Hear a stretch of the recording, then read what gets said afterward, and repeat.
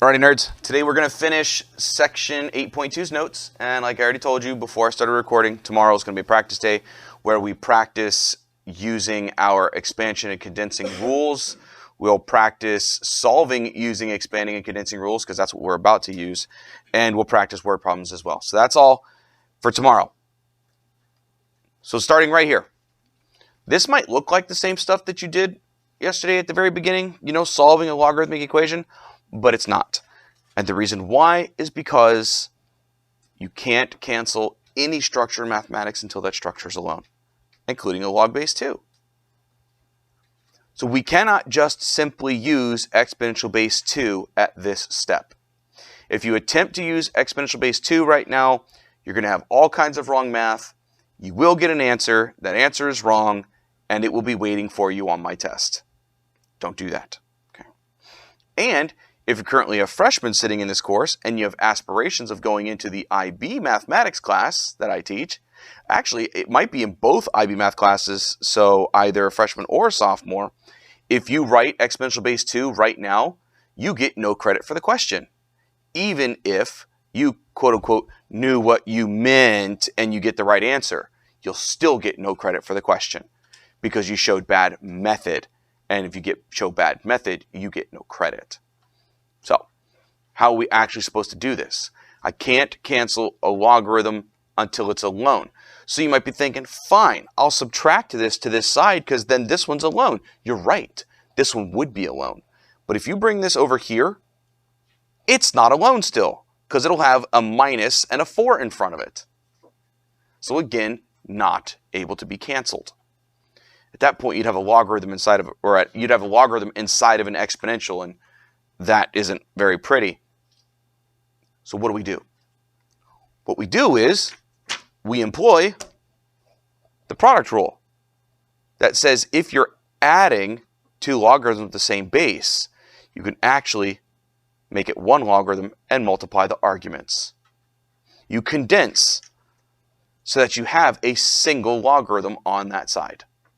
So let's go ahead and do that.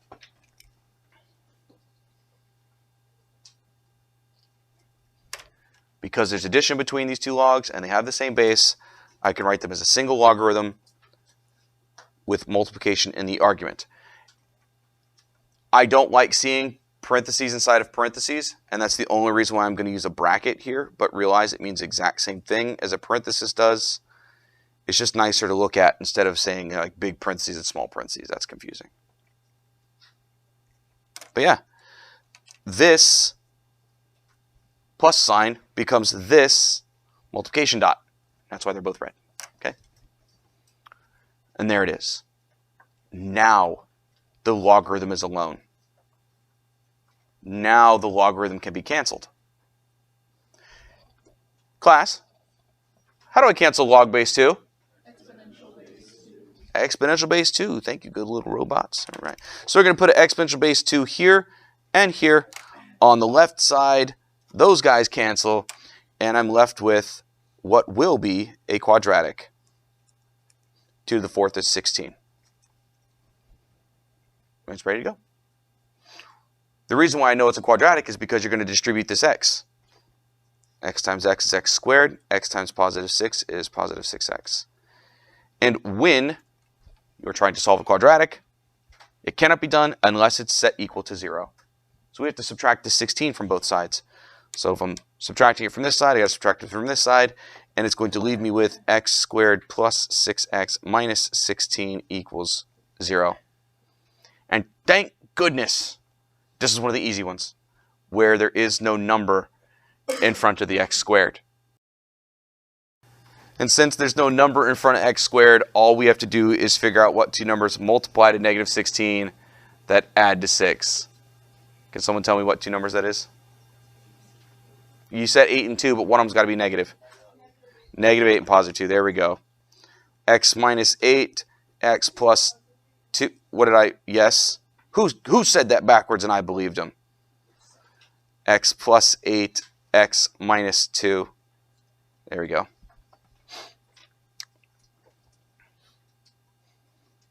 Now we can see the answers are x equals negative 8 and x equals positive 2. Okay. Remember, please, the moment I canceled these logarithms, the mathematics was unaware that I was dealing with things that have restricted domains. But you are aware that we're dealing with things with restricted domains. The argument of every logarithm must be positive. Argument of every logarithm must be positive. So this right here being an argument of simply x tells me I can't have negative solutions. That's not allowed.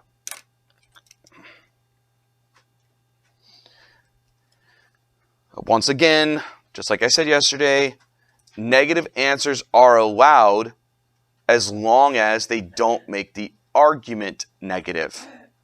This one is a no-no because it makes an argument negative. This answer is 100% correct. In the homework, you see how this says 1 minus 2x here? I bet money that this quadratic gives you two solutions. One of those solutions is positive and one of those solutions is negative. This tells me that the negative answer is allowed and the positive answer probably isn't. Think about it. Let's just say x was positive 2 for a moment. You'd get 1 minus 4, which would give you a negative argument, and that would fail.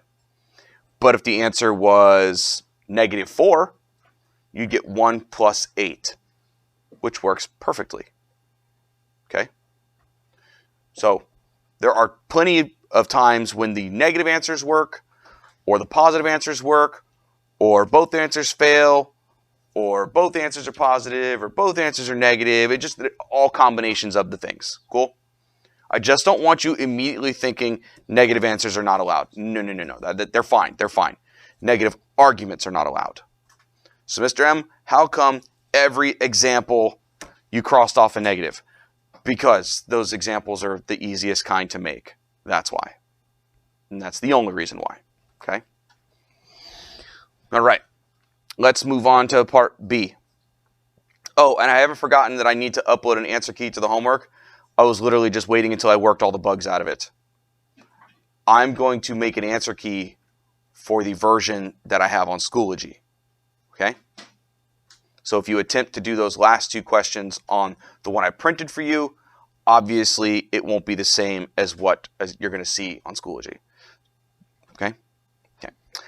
Anyway, like I was saying in that last question, I can't cancel any structure in algebra until it's alone. So I cannot cancel log base 3 with its appropriate exponential base until it's alone. Mr. M, it's alone over here. You're right, but it's not alone over here.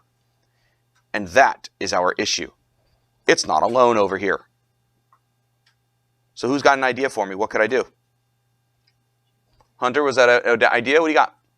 Minus the log base 3x minus 1. Yeah, perfect. Subtract this so that it's on that side. Great. Let's start there. Let's subtract log base 3 of x minus 1 from both sides. Ta-da. That's going to give me log base 3 of 2x plus 3 minus log base 3 of x minus 1 equals 2. But still can't be canceled until it's alone. So just like in the last question, now that my logarithm's on the same side and they have the same base, I can use one of yesterday's rules. This is the subtraction between two logarithms with the same base, which means we can employ the quotient rule, and we can condense it from the difference of two logs to a single logarithm with a fraction in its argument. Top minus bottom, always. So this will be the numerator of the fraction. Oh, forgot to write condense. You don't have to write condense in your work. It's just for note purposes.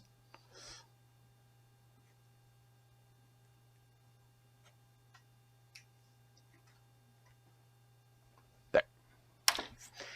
Yay! Single logarithm, all alone on that side of the equation. Nothing on the other side well, no other logarithms on the other side. So we are ready to rock and roll. We can cancel log base 3. Class, what cancels log base 3? Exponential base 3. Exponential base 3 will do it. What's a good color here? Oh, my wife is going to be mad. Don't tell her I did this in orange and green. She'll be so mad at me. Because, ew, I said 3 and wrote 2. Go home, 3s, you're drunk. Okay? Anyway, those are Miami colors. That's why I'm not allowed to write in orange and green. You know, she will not even allow me, my kids have colorful plates and cups.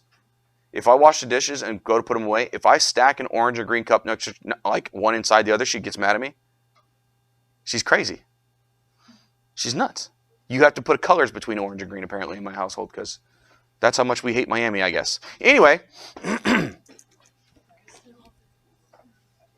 not the Miami Dolphins, the Miami Hurricanes. College football. Pro football's fake. It's rigged, and those people play for money instead of pride. Anyway.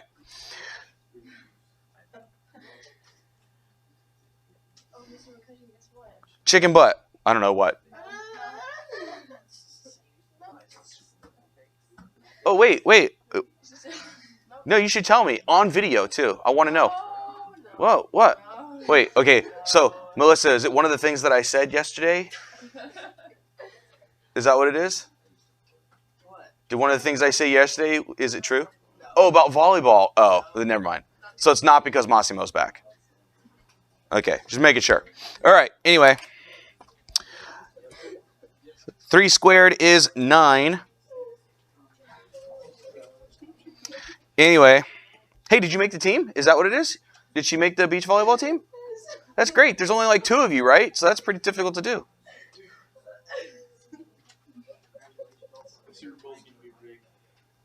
Anyway, you guys like fractions? No? So what are you going to do? They're going to think you're weird now, like you weren't weird before. Anyway, you guys like fractions? Here, okay, Massimo, here's what happened. Yesterday I was like, oh, I was doing attendance, and I said, oh, Massimo's not here, and she was like, oh no. So I was like, so what's the problem? I like Massimo, you know. So I was just giving her a hard time about it, just so you know. Anyway, I tell you to watch the video. What? No, I recorded that on a first period yesterday. I recorded the notes, not this period yesterday. I know. And then you pretend to call her dad. Yes, and then I did pretend to call her dad. That's right. But I don't think it had anything to do with Massimo, though. That was just... Oh, did it? I don't even remember. I don't know. I do a lot of things during my day to keep myself entertained. I was just going to say because you said she wouldn't make the team, and she did. That's not Oh, I was just saying that to give her a hard time. That's good. Congrats. And that was sincere. Or I'm just good at lying. One of the two. Anyway, so back to the math. We don't like fractions. So how do we get rid of them? What do we got to do? Multiply. Yes. We need to multiply both sides by the denominator x minus 1. That was a fun little aside on the notes, wasn't it? Like, it's math with a side of fun. There you go. It is all her fault. Definitely Allie's fault.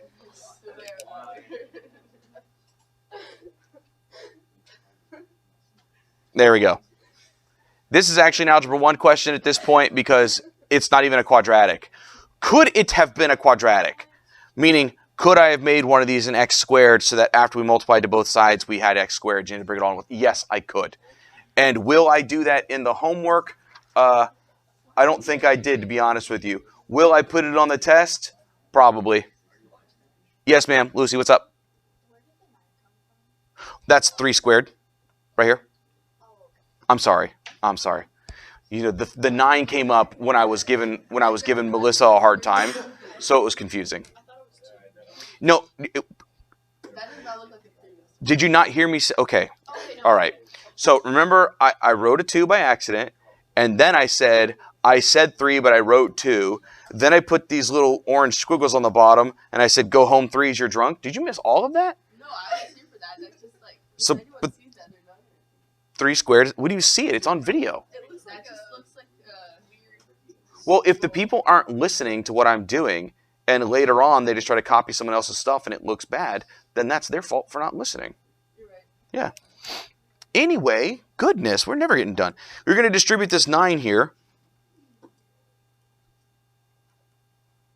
and bring all the x's to one side and all the non-x's to the other. If it was a quadratic, yeah, we'd bring it all to one side, but it's not. It's not a quadratic. So we are going to subtract 2x because I don't want to have to divide by a negative. I avoid it as long as I can.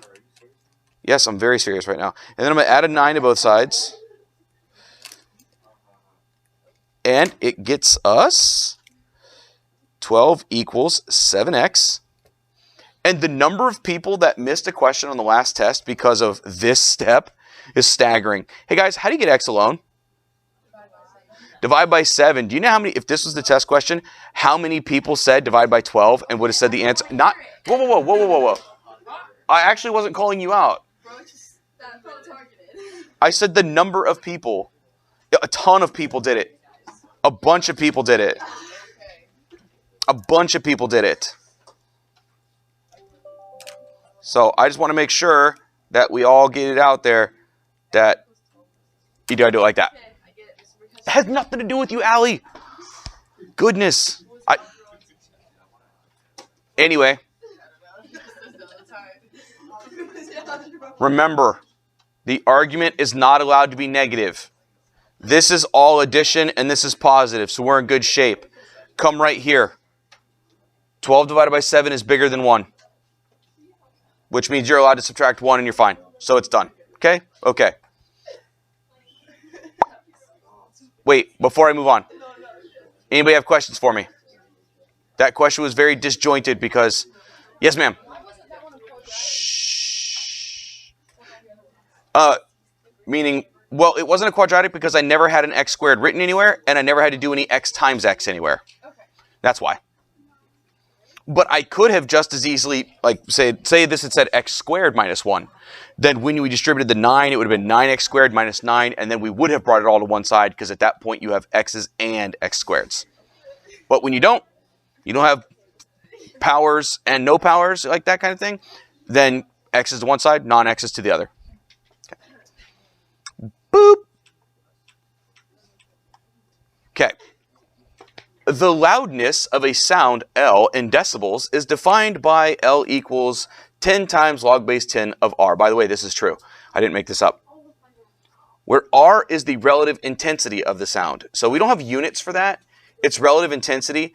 And the reason why we use the word relative intensity is because basically sound has the ability to cancel other sound out if the frequencies are done just right. So when you say the relative intensity, you're actually talking about comparing it to another kind of sound.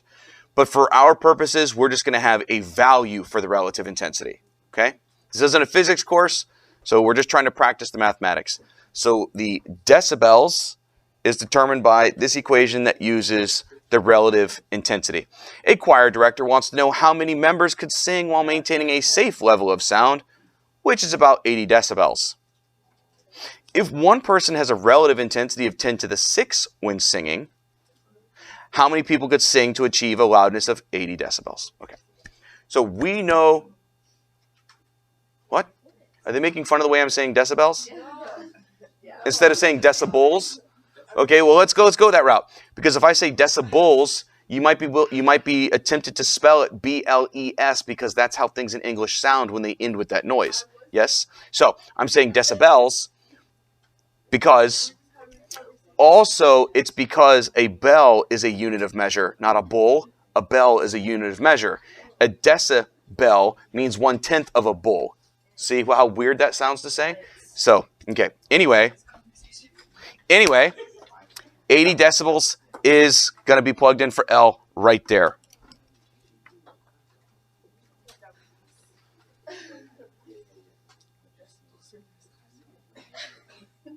Nowhere near enough meds for this class today. Too many decibels in this class right now. No, I said decibels that time just to irk you. So, okay, we need to solve for R. What are we going to do first? Divide. Good. Divide by 10, not by 80, Allie, right? So divide by 10 on both sides. 8 equals... Yes, they do. Did you see my last homework assignment? It's covered in mistakes. All right. We need log base 10 to go away. Hey, class, how am I going to cancel log base 10? Good. Ooh, my choir. Ooh, you guys fell apart. All right, well, anyway, exponential base 10 on both sides. Let's make that happen. And here is what we have. We have that the relative intensity that is safe would be 10 to the 8. Because, 10 to the 8 like that. If one person is 10 to the 6, we need to know how many people that is. And if that question's kind of confusing, how about I rephrase it in a way that makes a little bit more sense for you, and then you could tell me how to do it. If I have 3 pizzas, and I know that each person wants 2 slices, how would I figure out how many people I can feed? What? A standard pizza has 8 slices. How do you not know this? Anyway, that's not important. I didn't ask you how many people I can feed. I asked you how would I decide how many people I could feed. So if I knew how many slices of pizza I have, and I knew everybody eats 2 slices, how could I decide how many people I can feed? You could divide. Thank you. So the point is, if I know this is how many relative intensities I'm allowed to have, and I know that each person is this much, if I want to know how many people, you literally just divide. It's the same kind of question. It's the amount you have divided by the size of each thing. So then you realized that when you divide 2 numbers with the same base, you subtract the exponents. Good. So that means we can have 10 to the 2 people, which is 100 people. There it is. 100 people. 100 people would reach a level of 80 decibels or decibels or however you want me to say it. I don't care. 100 people will get you there. And that number of 80 is safe. It's not going to damage your hearing. It's not going to be uncomfortable, but it should have good volume. 80. Okay? Now that's what the book wanted you to see. And for funsies, I did part B because why not? And this is a true number. The pain threshold for the human ear is 120 decibels or decibels, whatever. I want to know how many people at this relative intensity it would take to hurt the director's ears. And by the way, you have experienced this plenty of times in your life, the pain threshold. Sound so loud that it hurts. Plenty of times. If you've ever been to a concert and you had to yell in someone's ear for them to hear you, you were literally damaging your hearing. If you've ever had your music in your earbuds up so loud that you couldn't hear the world around you, you are literally damaging your hearing. Every single time. And that damage is permanent. Okay? So nobody told me that when I was young. Please protect your hearing. Please do not turn your music up so loud that it blocks out the outside world. Noise cancellation is different. And I was going to say, if you're going to do that, then buy noise canceling headphones, spend the money. That way you don't have to turn the music up so loud. You really shouldn't. I know we've had a lot of jokes today. In all reality, don't do it, please. It's so bad for your hearing. You guys, your cell phones, I don't know about Android. I don't know about Apple because I have an Android. But I know that when I'm using Bluetooth headphones, if I turn them up past a certain point, the volume gauge on my phone changes from blue to orange. That's letting you know you're possibly damaging your hearing. Okay, so yeah, music's too loud. It's because they're trying to protect your ears. Yes, Max?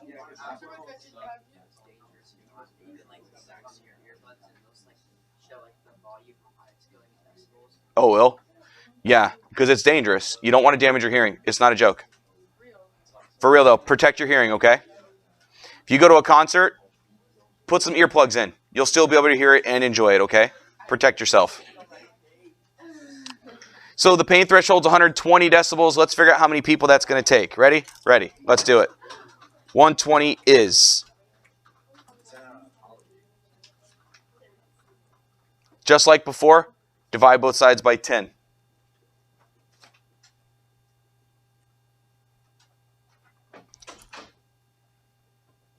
That hasn't changed. Just like before, exponential base 10 on both sides. That hasn't changed. What does change is that the relative intensity is much higher, 10 to the 12. And if you want to know how many people that is, just like before, you divide. Do I have to divide by 10 first? Divide by 10 here? I did. That's how I got 12. I just didn't write it. You want me to write it? There you go. There you go. Now, take this 10 to the 12th. That's how much noise we're allowed to have. This is how much noise a single person makes. And when you divide two numbers at the same base, you subtract their exponents. 10 to the 6th people. That's 1 million voices. Yeah. So a 1 million person choir would create enough noise to damage your hearing. And it would hurt. Okay, nerd fun aside, now that I've talked about the brown note, which isn't real, let's do this last word problem. The acidity of a substance can be measured using the pH scale, which is a measurement of the concentration of hydrogen ions, which is H+, in moles. And if you've never taken chemistry before or any type of physical science before, a mole is a unit of measure. It has to do with the number of molecules in a certain amount of liquid. Okay? So the pH of any substance can be calculated by saying log base 10 of 1 divided by the hydrogen ion concentration. Okay? In moles. Cool with that? Okay. It says, how much hydrogen is a liter of bleach with a pH of 11.3? And just so you know, bleach, depending on its potency, has a pH between 11 and 13. And that's where I came up with the number 11.3, because it felt like 11 and 13 at the same time. I almost did 12 to get an average, but I thought, well, let's make it a decimal for funsies, okay? So this is the pH of what would be considered a relatively weak bleach, okay? Let's figure out how many hydrogen ions there are in scientific notation. My computer's making all kinds of noise right now. I don't know what it's doing, though. Let's fill it out. We've got 11.3 equals log base 10 of 1 over hydrogen ion concentration in moles. I'm trying to solve for H+. What am I going to do first? Who can tell me what to do first? Someone be a brave volunteer. Max, what would I do first?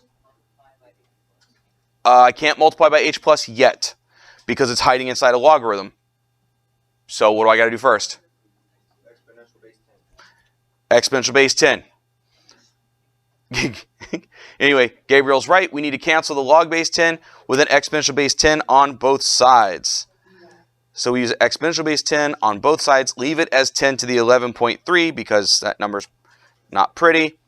And that's going to give us this.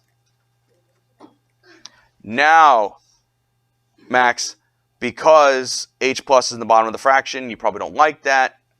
This is when you would say multiply both sides by H+.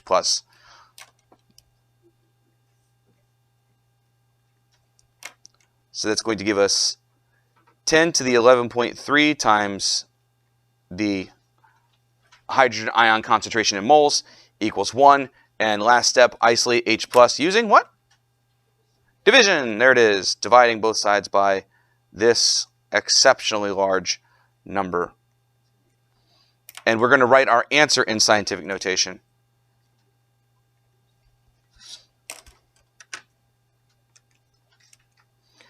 One divided by, I'm going to wrap this in parentheses because the denominator's got more than one thing going on, and I just don't want the calculator to misinterpret what I'm typing. Close it up. And it's going to give me a number in scientific notation. This calculator actually says times 10 to the negative 12. The battery-operated one doesn't have the little times 10, but it does show the negative 12. That's scientific notation. That is read as 5.0, I don't know, 12. Let's go to 3 decimals. Times 10 to the negative 12 moles. So not a whole lot. Okay? And that's going to call it for us today, nerds.